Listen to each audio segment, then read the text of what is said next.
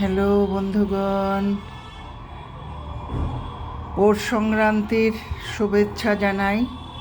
কাল রাত থেকে খুব ব্যস্ততা, শারীরিক অসুস্থতা তো আছেই, তারপরেও কর্তাবাবু ভালোবাসে খেতে। আজকে খুব একটা ভালো হয়নি, নলেন গুড়ের দিয়ে একটু পাটিসাপটা করেছি, ভেতরে ক্ষীর, একটু নারিকেল দিয়ে কিমিয়া তৈরি করে, আর পাশের ফ্ল্যাটের দিদি এদেরকে খেতে বলেছি।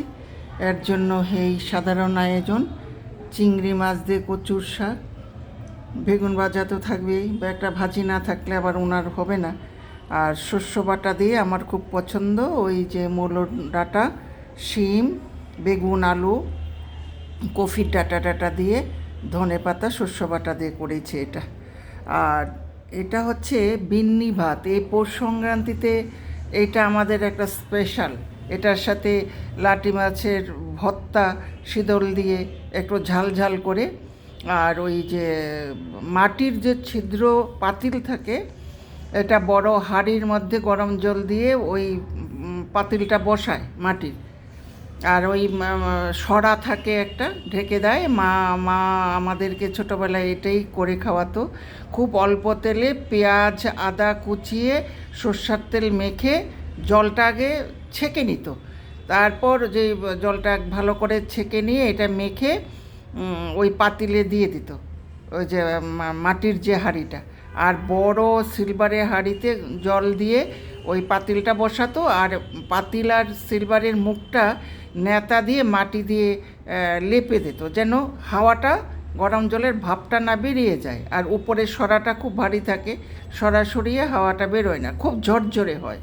কিন্তু এটার এখন কোথায় পাবো, এত ঝামেলা। আমি ওই রকম পদ্ধতিতেই আজকে রাইস কুকারই করেছি, হয়তো ঠান্ডা হলে আর একটু ঝরঝরে হবে।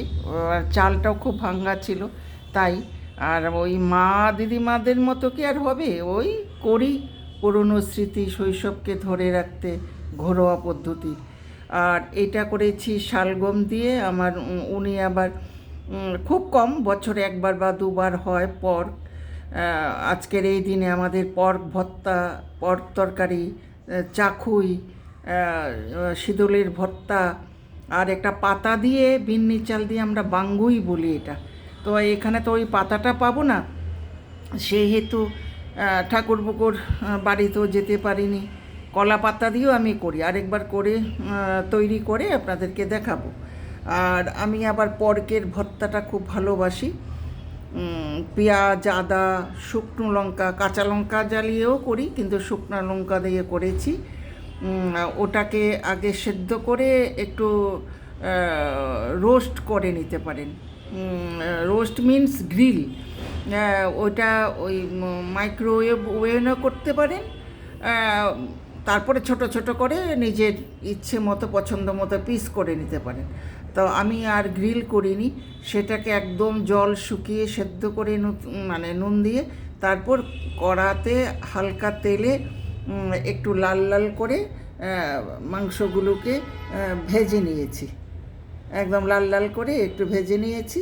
তারপর ওই শুকনো লঙ্কা একটু ভেজে হালকা কড়াইয়ের মধ্যে টেলে নিয়েছি, ধনেপাতা আদা পেঁয়াজ চটকিয়ে এটা করলাম। আর এটা আবার ওনার জন্য, বা ওই যে পাশের দিদির, এদের জন্য একটু মসুর ডাল তো ওনার ইউরিক অ্যাসিডে মানা, সেহেতু মুগ ডালটাকেই ওই মুলো দিয়ে করেছি, মুলোটাকে একটু ভাপিয়ে জল ফেলেছি, ধনে পাতা দিয়ে নামালাম। আর ওই যে বললাম নলেন গুড়ের পাটিসাপটা, বেগুন ভাজা, ওই কচুর শাক, আর একটু বাঁধাকপি দিয়ে, আর চালতা দিয়ে, পোস্ত দিয়ে, নারিকেল দিয়ে একটা চাটনি করেছি। সে তো সবাই জানে এটা কিভাবে হয়। আর বাকি আরও কিছু পিঠে বাকি রয়ে গেছে, যে আমরা বিন্নি চালের গুঁড়ো দিয়ে একটা বড়া পিঠা তৈরি করি, সেটা রাতে করব গুড় দিয়ে। আর চালের গুঁড়া দিয়ে মানে বিন্নি চালের গুঁড়ায় বা এমনি আতপ চাল, সিদ্ধ চালের গুঁড়া মিশিয়ে সেই গুঁড়োটার মধ্যে আমি গুড় মেখে নেই। ওই একটা বাটির মধ্যে, এটা ভাপা পিঠা বলে, একটা নেতার মধ্যে দিয়ে আমি ওই প্রেসারের ভেতরে জল দিয়ে উপরে ঝাঁঝরি বসিয়ে, সেটাও একরকম পিঠা তৈরি করি। নারকেল গুঁড়া, গুড় সব, নারকেল কুড়িয়ে নিই আগে, গুড় সব কিছু আগে মেখে নিই। এই সমস্ত পিঠা আমাদের গ্রাম বাংলা, আমাদের শৈশবে খেয়েছি, সবাই জানে। তারপরেও আমাদের শৈশব, মা মাসিদের স্মৃতিগুলো ধরে রাখতে চাই।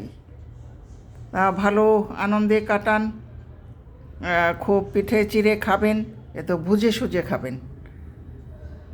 আচ্ছা, তাহলে রাখছি। নমস্কার, আবারও দেখা হবে।